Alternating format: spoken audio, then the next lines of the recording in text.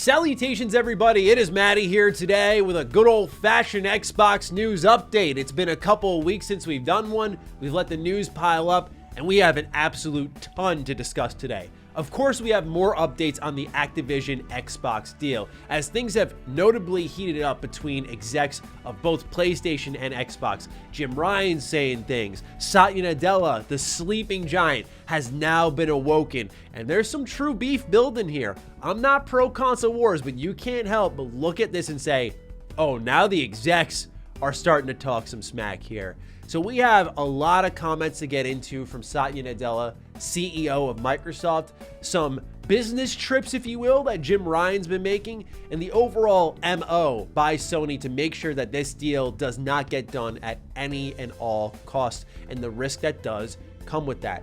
We're also going to be diving into Halo Infinite. It's been the talk of the town since the recent roadmap delay that Halo is not in a good spot, and it looks like internally they recognize that. Not only have we seen leadership changes, as we talked about here on the channel, we've also seen that there's going to be a change in technology for the Halo franchise moving forward if rumors are to be believed. So we're going to investigate that a little further and discuss afterwards. We're also going to be talking a bit about Starfield, as one of the greatest mysteries surrounding the game right now is when the release date will be. There's some movement right now on Steam database, so we're going to dive deep into that and if there is any meaning behind it. Last but not least, we have other Xbox tidbits regarding Scorn, as well as the beloved Killer Instinct. So ladies and gentlemen, if you are new here and you're into Xbox news and information, you are in the right place. Consider subscribing. With that, let's begin with Big Daddy Satya Nadella, who sat down with Bloomberg to share his thoughts on the Activision deal. Let me underscore all that I'm about to read by just saying that this is such a difference maker in this generation compared to previous ones, even Xbox at their best, having Satya Nadella being behind what's happening here at Xbox.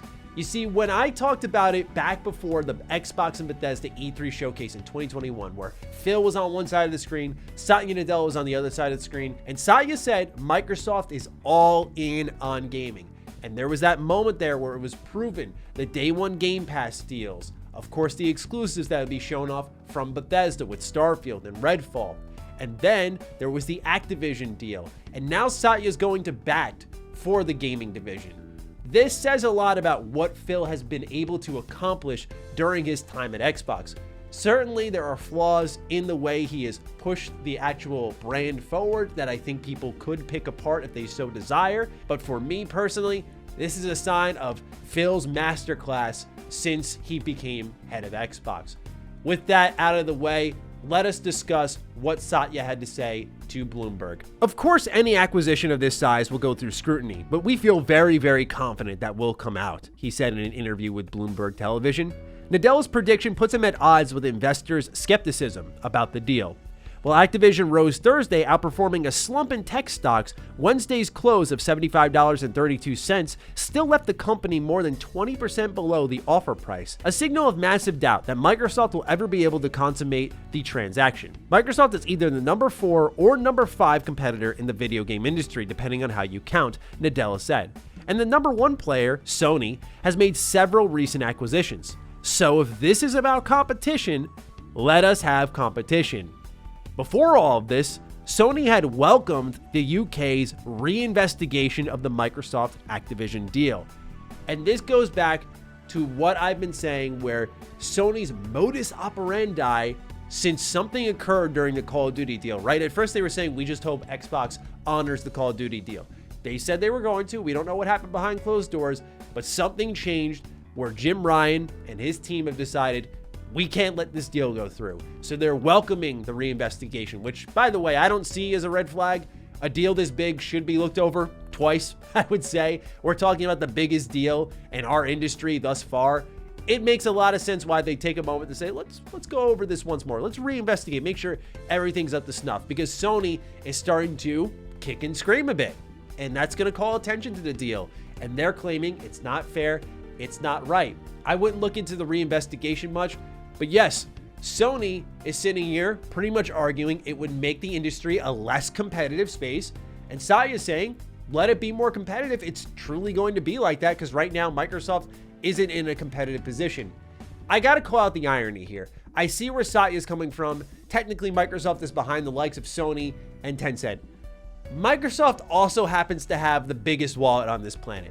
Microsoft also can buy as many studios, as many publishers as it so desires if the law were to allow it. Microsoft could create an avenue of monopoly in the subscription service of gaming since there's no real strong competitor in Game Pass. So we have to look at this deal objectively from multiple angles, right? I'm all about this deal going through, not because I do a lot of Xbox coverage, but because I don't think it's going to disrupt the industry. I think it's going to make Xbox a much stronger platform. Good. And in that sense, I do agree with Satya. Let it be competition.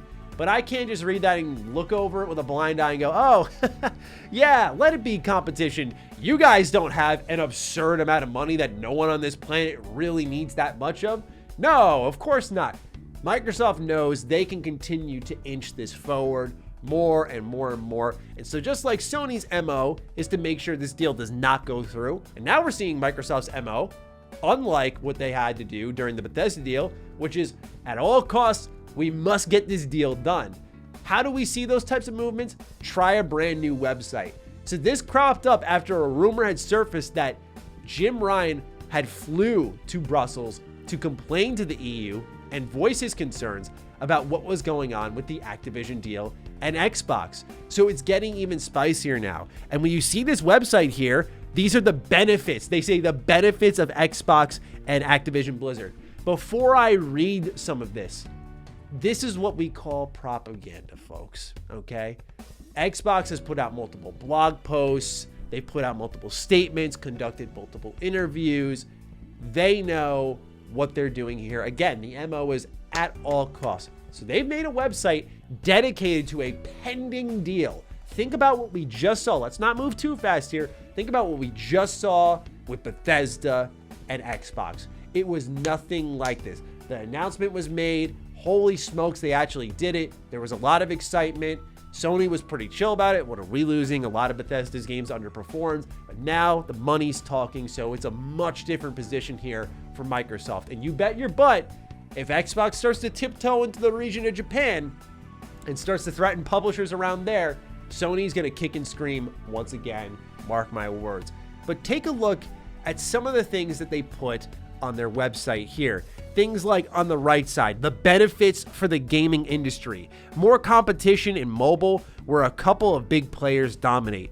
Great competition in traditional gaming where Sony and Nintendo will remain the biggest. An emphasis on positive workplace culture and increased local investment from Microsoft in studios and creative ecosystems. They talk about how it'll benefit game creators with better revenue and fair marketplace rules through our App Store principles, which they announced a number of months ago, and more ways to get games in front of players, aka Game Pass, and of course the benefits of players, which is more games on more devices, including Xbox, PlayStation, no mention of Nintendo here, phones, and online. So you can tell because of the very particular mentioning of Nintendo, the very particular statements that they're making here, this is more of a direct response to what PlayStation has been doing than them actually labeling out the true pros, the true cons of what's going on here.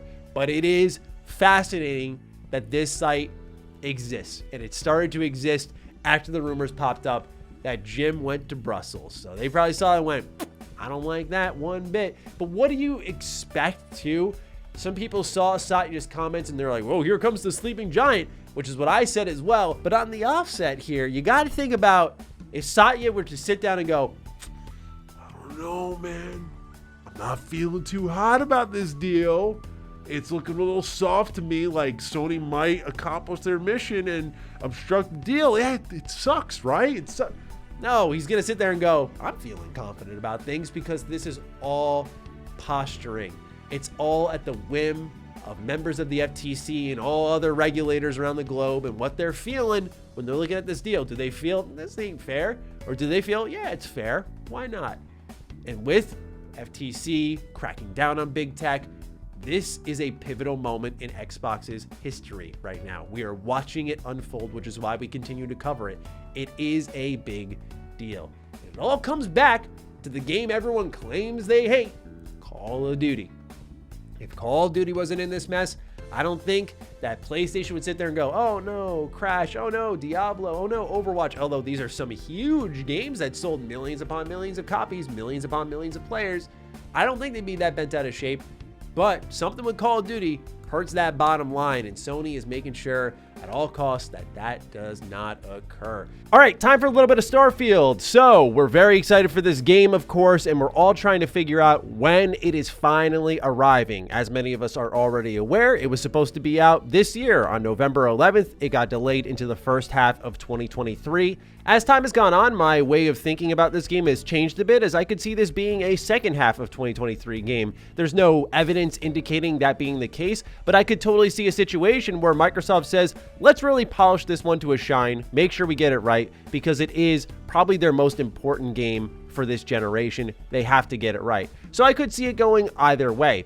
Where the release date does come up is here on Steam Database. We made a whole video talking about some of the changes on the change log when it came to Starfield.